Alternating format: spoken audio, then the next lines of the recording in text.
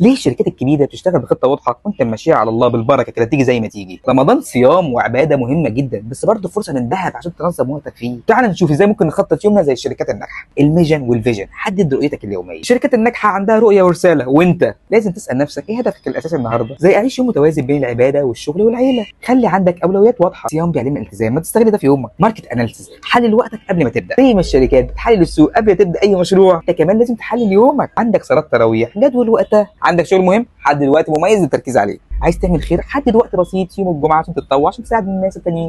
والاكشن، اكتب 3 حاجات اساسيه هتعملهم النهارده ان شاء الله. الكي بي ايز، ازاي تقدر تقيس نجاح يومك. الشركات بتقيس نجاحها بالمؤشرات، انت لازم تقيس انتاجياتك. هل انجزت فلوسك في وقتها النهارده؟ هل خلصت الشغل اللي وراك اللي كان لازم يخلص؟ هل قضيت وقت مفيد مع عيلتك وعملت خير؟ زي لو صليت الفجر الجماعه، قريت لك من 3 ل 10 صفحات قران، ده انجاز روحاني رائع. كاستمر سيجمنتيشن، وزع وقتك حسب الاولويات. في الشركات بيقسموا العملاء حسب الاولويه، وانت بقى لازم تعمل نفس الفكره في مهام يومك. الاهم، المهم، العادي، الترفيهي. يعني الاهم الصلاه، العباده، الشغل الضروري. المهم قراءة، تعلم مهارة جديدة، مساعدة الغير. العادي ترفيه، بلاي ستيشن، سوشيال ميديا، اعمل اللي انت عايزه يا سيدي. اكشن صغير، خلي اول ساعة بعد الفجر للقرآن وتخطط يومك هيمشي ازاي ان شاء الله. الار او اي، استثمار وقتك زي الشركات ما بتحسب العائد من الاستثمار بتاعها. وقتي رايح فين؟ هل بيجي فايدة؟ وهتتحسب كده. ساعة ضايعة على السوشيال ميديا العائد بتاعها صفر. ساعة تطوع في افطار صائم، عائد روحي ونفسي كبير. واكشن صغير بقى، اسال نفسك كل يوم ايه الحاجة اللي عملتها النهارده وكان ليها قيمة كبيرة فعلا. كرايسيس مانجمنت، خطط بس خليك مرن. الشركات الناجحة مش بتقف عند اي طارئ، اتعلم تتكيف ازاي مع الظروف. زي كنت ناوي تقرا جزء قرآن كل يوم بس الوقت مزدحم جدا النهارده، عوضها للاستماع بالقرآن